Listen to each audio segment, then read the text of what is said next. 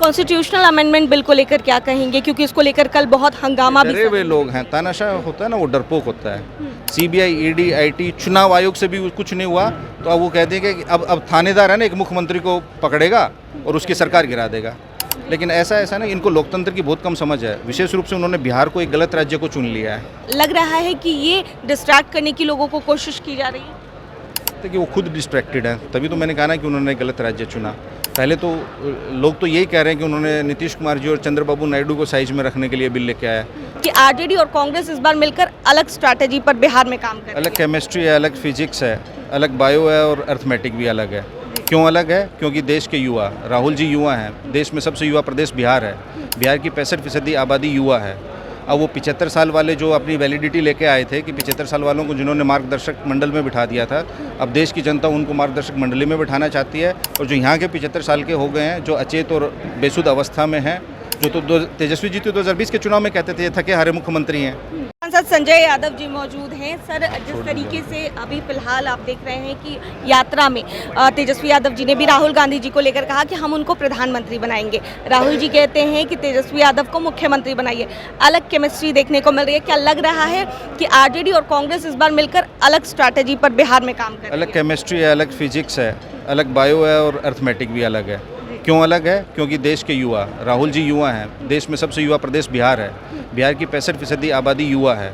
अब वो 75 साल वाले जो अपनी वैलिडिटी लेके आए थे कि 75 साल वालों को जिन्होंने मार्गदर्शक मंडल में बिठा दिया था, अब देश की जनता उनको मार्गदर्शक मंडली में बिठाना चाहती है। और जो यहाँ के 75 साल के हो गए हैं, जो अचेत और बेसुध अवस्था में हैं, जो तो तेजस्वी जी तो 2020 के चुनाव में कहते थे ये थके हारे मुख्यमंत्री हैं, और उसका परिणाम ये हुआ कि वो 40 सीट पे आ गए थे, अब वो 40 से नीचे आ जाएंगे। तो युवा प्रदेश के जो युवा हैं, उनकी सपने हैं, आकांक्षाएं हैं, उनकी उम्मीदें हैं, तो उनसे कदम ताल करने के लिए तो उनको एक युवा चाहिए ना। तो इसलिए युवा आप देख रहे हैं सड़क पे 90% युवा उतरा हुआ है। जी, आक्रोश तो लोगों में देखने को मिल रहा है। लेकिन अगर बात की जाए, कल प्रधानमंत्री बिहार आ रहे हैं और एक बार फिर से पुल का उद्घाटन कर रहे हैं। उसका दोबारा कर रहे हैं वो। 2 बार शिलान्यास किया, 2 बार उद्घाटन करेंगे उसका।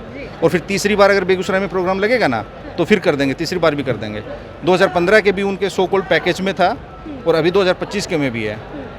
और वो जो पुल है ना, शुरू हुए अभी 4-5 महीना हो गया है, लोग आते जाते हैं उस पर, फिर कर देंगे।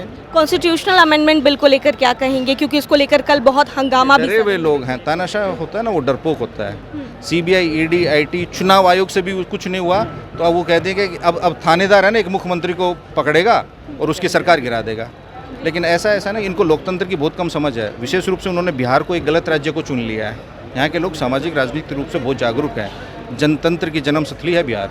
क्या लग रहा है कि जो अभी मुद्दा आप लोगों का चल रहा है या फिर आप लोगों की यात्रा चल रही है, पहले आप दिल्ली में भी देखेंगे कि स्ट्रे डॉग्स को बैन किया है। नहीं है, वो जनता का मुद्दा है। स्ट्रे डॉग्स को भी बैन किया गया और अब जिस तरीके से कॉन्स्टिट्यूशनल अमेंडमेंट बिल लाया गया, लग रहा है कि ये डिस्ट्रैक्ट करने की लोगों को कोशिश की जा रही है। कि वो खुद डिस्ट्रैक्टेड है, तभी तो मैंने कहा ना कि उन्होंने गलत राज्य चुना। पहले तो लोग तो यही कह रहे हैं कि उन्होंने नीतीश कुमार जी और चंद्रबाबू नायडू को साइज में रखने के लिए बिल लेके आया। क्योंकि हम तो बेखौफ लोग हैं, हम तो डरते हैं नहीं। विपक्ष के जितने भी लोग हैं, कितने तो इन्होंने मुख्यमंत्रियों को भी जेल में डाल दिया। कुछ फ़र्क पड़ा? फ़र्क नहीं पड़ा, इसलिए ये 30 दिन वाला लेके आ रहे हैं ये लोग। पहले इलेक्ट्रोल बॉन्ड लेके आए कि इलेक्ट्रोल बॉन्ड से 13,000 करोड़ रुपए अपने खाते में भर लिए, अब उसके ब्याज से अपनी पार्टी चलाएंगे। अब वो एमएलए खरीदने से रहे तो अब सोचा कि एक थानेदार मुख्यमंत्री को डालेगा, 30 दिन में सुनवाई ट्रायल चलेगा, तब तक हम बाद में बात देखेंगे।